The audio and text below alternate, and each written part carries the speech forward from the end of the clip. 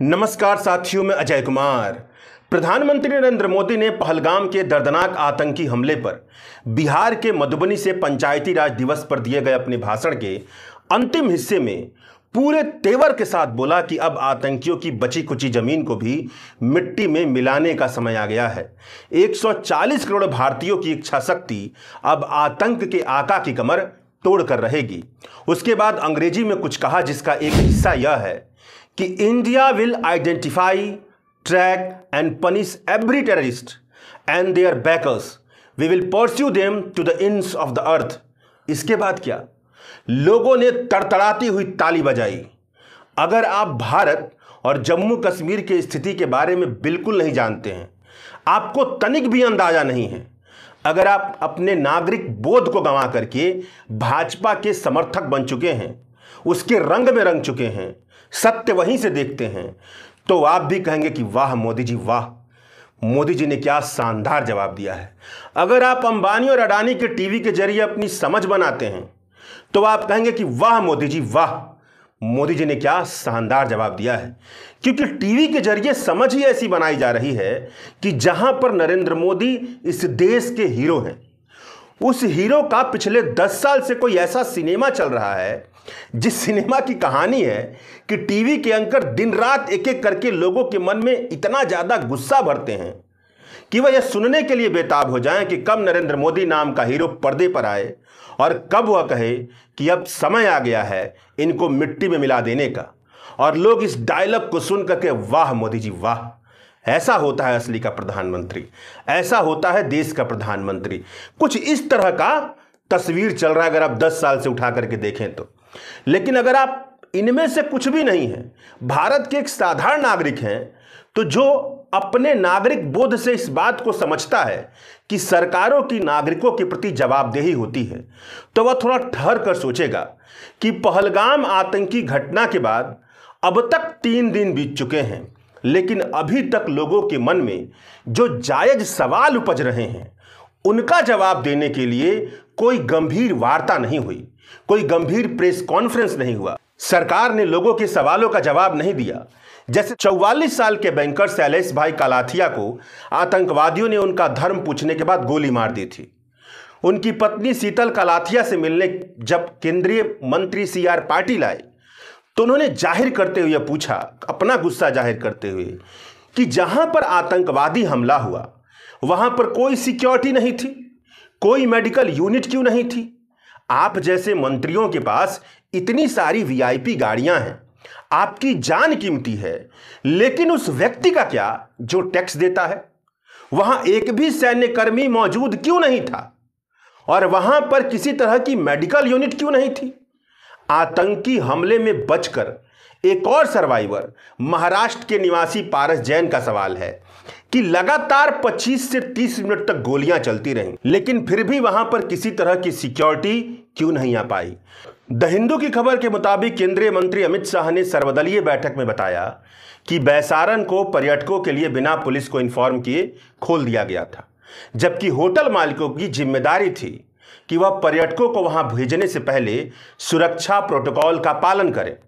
अमित शाह ने कहा कि यह बढ़ा चढ़ा करके मीडिया में बताया जा रहा है, और यह बढ़ा चढ़ा करके कहना बहुत गलत है कि यह सुरक्षा की विफलता थी, जबकि होटलों को पुलिस को इन्फॉर्म करना चाहिए था, होटल के मालिक को पुलिस को इन्फॉर्म करना चाहिए था कि वे पर्यटकों के लिए नया स्थान खोल रहे हैं। जबकि द हिंदू के खबर में एक डिफेंस सोर्स के हवाले से खबर छपी है कि सरकार की नीति के मुताबिक टूरिस्ट डेस्टिनेशन से सेना की तैनाती को जानबूझकर दूर रखा जाता है। अब इस खबर के मुताबिक सरकार से यह सवाल बनता है कि कैसे पहलगाम के आर्मी या पुलिस को यह पता ही नहीं चला कि होटल के मालिक बिना सुरक्षा प्रोटोकॉल को अपनाए होटल खोल रहे हैं। सोचने वाली बात है कि कैसे संभव है।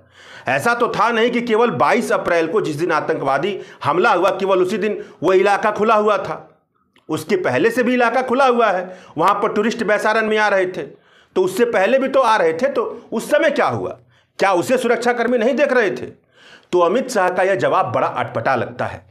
अगर डिफेंस सोर्स की बात सही है कि सरकार की नीति है कि टूरिस्ट डेस्टिनेशन से सेना की तैनाती को दूर रखा जाए, तो सवाल यह बनता है कि जब पिछले 6 महीने में हर हफ्ते जम्मू कश्मीर में आतंकवादी घटनाएं घटी हैं और किसी किसी हफ्ते में 2-2 बार घटी हैं, तो ऐसे इलाके में सरकार ने ऐसी नीति क्यों अपनाई जैसे किसी शांत इलाके में अपनाई जाती है?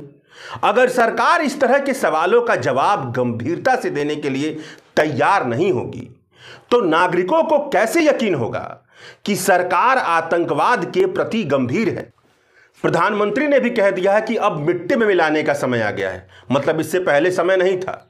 और बचे खुचे आतंकवादियों को, मतलब यह इजहार करना चाह रहे हैं कि आतंकवादियों की एक खास मात्रा है जिसमें बहुतों को मार दिया गया और बहुत बच गए हैं। यह अपने आप बताता है कि वह आतंकवाद की प्रवृत्ति को नहीं समझ पा रहे हैं, वह आतंकवाद की असली प्रकृति को नहीं समझ पा रहे हैं कि दरअसल यह चक्र चलता कैसे है।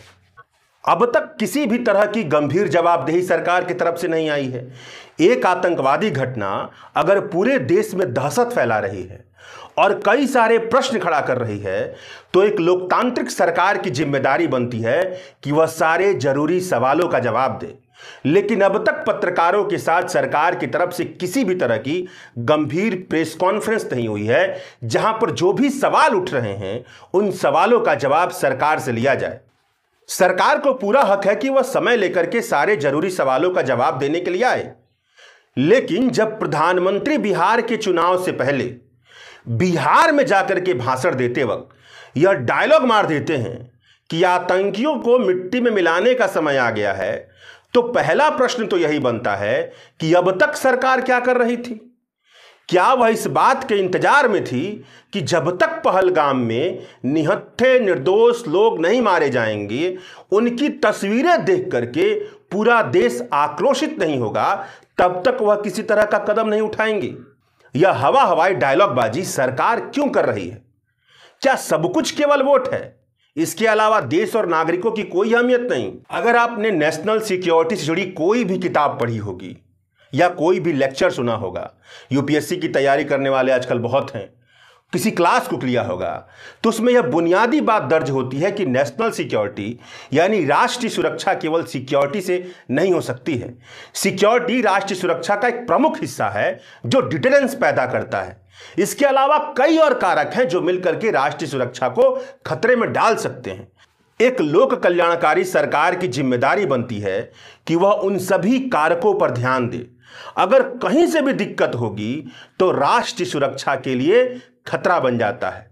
जम्मू कश्मीर के बारे में तो लगातार राष्ट्रीय सुरक्षा के विद्वानों ने कई बार लिखा और कहा है, जिससे यह निष्कर्ष निकलता है कि भाजपा की नीति जम्मू कश्मीर को लेकर के जम्मू कश्मीर की अशांति को शांत करने से ज्यादा उसकी अशांति से उत्तर भारत में वोट बटोरने की रही है। यही वजह है कि जब भी जम्मू कश्मीर में हमला होता है तो विवेक सम्मत फैसला लेने से ज्यादा उत्तर भारत की गलियों में बदला बदला बदला का नारा गूंजने लगता है। इस नारे पर सवारी करके नरेंद्र मोदी जैसे नेता किसी चुनावी भाषण में कहते हैं कि अब समय आ गया है आतंकवादियों को मिट्टी में मिलाने का। राष्ट्रीय सुरक्षा जैसे मसलों के जानकार सुशांत सिंह द कारवां पत्रिका में लिखते हैं कि पहलगाम आतंकी हमले की दर्दनाक ट्रेजेडी घिसे पिटे बयानों से कहीं ज्यादा जवाबदेही की मांग करती है। इस पूरी ट्रेजेडी को पाकिस्तान से बदला लेने के माहौल में तब्दील करना मुद्दे से भटकना होगा। अगर हम ऐसा करते हैं तो उसी चक्र को दोहराएंगे जो पुलवामा हमले के बाद चक्र चला था, जिसका नतीजा कुछ भी नहीं निकला। उग्र बयानबाजी भले ही बदले की भावना की प्यास बुझाए, मगर आतंकी हमले को संभव बनाने वाली सिस्टमैटिक फेल्यूर यानी व्यवस्थागत नाकामियों को ठीक करने में इसका कोई योगदान नहीं। सबसे बुरा तो यह होता है कि यह आत्ममंथन और सुधार की तत्काल जरूरत से ध्यान हटाता है, जनता के गुस्से को बाहर की ओर मोड़कर उन लोगों को बख्श देता है जो गंभीर सुरक्षा चूक के लिए जिम्मेदार हैं। यह उस रणनीति की खतरनाक कमियों को उजागर करता है जो भावनात्मक प्रतिशोध पर टिकी है, न कि ठंडे दिमाग से इंस्टीट्यूशनल अकाउंटेबिलिटी पर।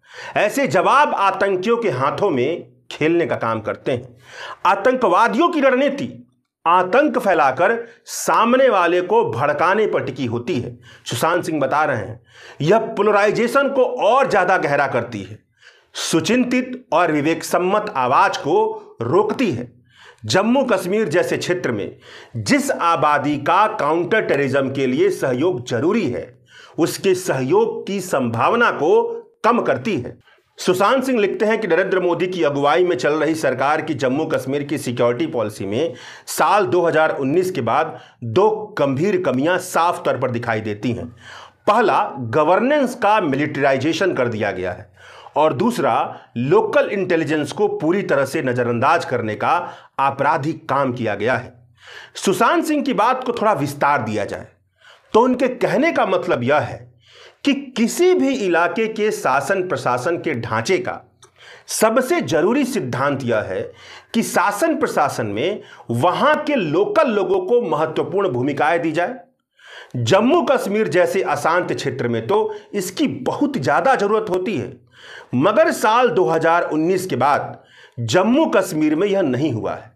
बैसारन में जो आतंकी हमला हुआ है वह केवल सिक्योरिटी फेलियर का नतीजा नहीं है, यह पिछले 6 साल के केंद्र के राजनीतिक अहंकार, मतलब सेंट्रल गवर्नमेंट के राजनीतिक अहंकार, मिलिटराइज्ड गवर्नेंस और सरकार की कश्मीर पॉलिसी में लोकल लोगों की जरूरत के प्रति जानबूझकर अनदेखी का नतीजा है। बेशक पाकिस्तान की भूमिका को नजरअंदाज नहीं किया जा सकता क्योंकि पाकिस्तान से यह आतंकवाद सप्लाई हो रहा है, लेकिन केवल बदले की भावना से काम नहीं चलेगा। आत्ममंथन और आत्मचिंतन और जवाबदेही की भी जरूरत है और जम्मू कश्मीर जैसे इलाके में राष्ट्रीय सुरक्षा का मसला केवल पाकिस्तान से बदला लेने की भावना से कतई नहीं हल हो सकता है। जाने माने सिक्योरिटी एनालिस्ट अजय शुक्ला ने द वायर पर करण थापर के साथ इंटरव्यू में कहा कि दुनिया में जहां भी कॉन्फ्लिक्ट जोन है वहां यह आम बात है कि आतंकवादी और उग्रवादी जो राज्य की सेना से लड़ रहे हैं उन्हें कुछ लोकल लोगों से अच्छा खासा सपोर्ट मिलता है। यही जम्मू कश्मीर में भी है। जम्मू कश्मीर में भी आतंकियों को कुछ लोकल लोगों से भोजन, कपड़ा और रहने की जगह मिलती रहती है। कुछ मामले ऐसे भी होते हैं कि लोकल लोग भी आतंकवादियों के साथ ट्रेनिंग करना शुरू कर देते हैं। जम्मू कश्मीर में करीब 1.5 लाख सैनिकों की मौजूदगी है, 3 लाख सिक्योरिटी पर्सोनेल है, मगर उसके बावजूद भी लाइन ऑफ कंट्रोल को पार करके पाकिस्तान से आतंकवादी जम्मू कश्मीर में चले आते हैं। लाइन ऑफ कंट्रोल यानी कि भारत और पाकिस्तान के बॉर्डर पर जो बाड़े लगे हुए हैं वह 80% डिटरेंस तो पैदा करते हैं, मगर 20% मामलों में आसानी से आतंकवादी पाकिस्तान से जम्मू कश्मीर के इलाके में चले आते हैं। मतलब बहुत मजबूत, मतलब जो बाड़ों से बना हुआ डिफेंस सिस्टम है बहुत ही ज़्यादा मजबूत नहीं है, वहाँ सुधार की ज़रूरत है। अब ऐसी स्थिति में आप खुद समझिए कि जम्मू कश्मीर में लोकल इंटेलिजेंस की कितनी ज़रूरत है और ऐसी नीति की कितनी ज़रूरत है जिसमें अलगाववाद का एहसास ना हो, स्थानीय लोग आसानी से भटकाए ना जा सके। और सवाल यह बनता है कि सरकार की तरफ से हर आतंकी हमले के बाद पाकिस्तान से बदला लेने के जो घिसे पिटे नारे निकलते हैं उनका क्या महत्व है? इनके अलावा कुछ और होता भी है या नहीं होता है कि जिससे लगे कि कश्मीर में मामला शांति की तरफ बढ़ रहा है?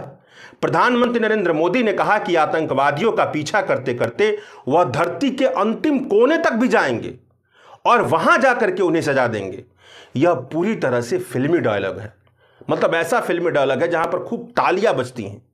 जब देश का मुखिया ऐसा बोले तो समझ जाइए कि उसे आतंकवाद की तनिक भी समझ नहीं है, और अगर है भी तो वह पूरी बेईमानी के साथ लोगों को बहकाने के लिए ऐसी बातें कर रहा है। शुक्रिया।